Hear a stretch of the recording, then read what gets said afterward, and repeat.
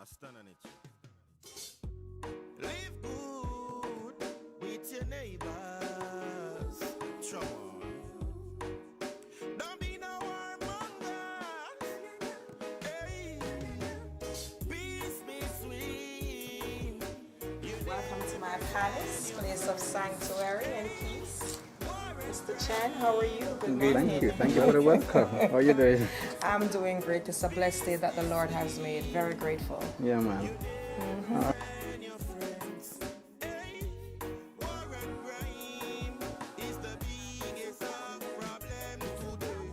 I don't take anything for granted. I'm appreciative and grateful for everything the Creator has provided me. David, 18 years ago, I was living on the streets, pregnant with a 12-year-old, and for 8 months, I didn't have a home for myself. Some very dark days. My father was just murdered, and we had just lost our place, and I was on the street living, pregnant with my daughter, with a 12-year-old son.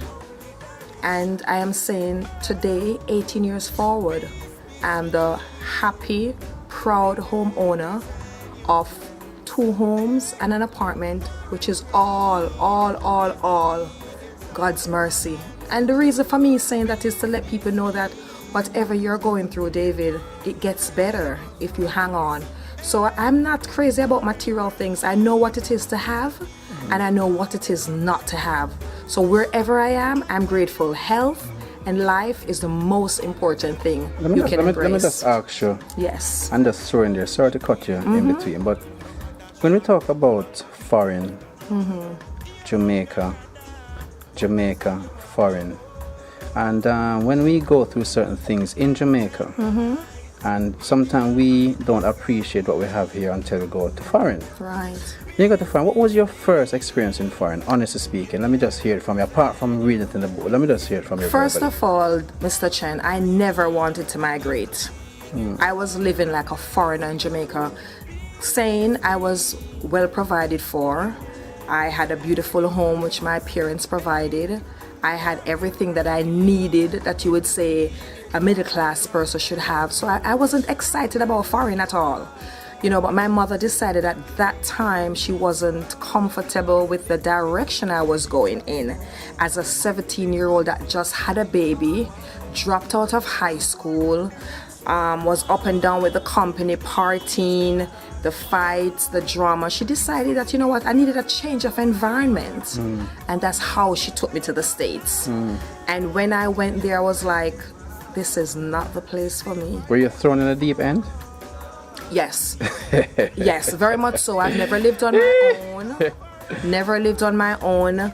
Never had to pay bills. Never had to take care of myself. Never had to go to a 9-to-5. Never experienced such cold in my life. So it was a culture shock. So, when my body a shiver. So you went through, some people call it homelessness, some people call it living under shelter. You never have a home of your own. How were you treated by those who you, I'm not going to mention family per se, but those who you thought were the closest? You know, did you get rejected by those who you expected were your closest? Did you get rejected by those who you expected were your closest of friends? You know what, David? Did you get rejected by those who you expected were your closest of friends? You know what, David? Before I found myself homeless, I had already, I should say, sheltered at least 8 people. People that lived here, people that were family member. And when I found myself in a situation where I didn't have a roof or a key for myself, even people I helped to come to the States use my hard-earned money to bring there. They were more being, it was more of being sarcastic or living on the street. Look what she came to. Left from her home in Jamaica to come here. Look at her. Now she's living in the streets. Changes. Yeah, changes. Transformation. Transformation. Yeah.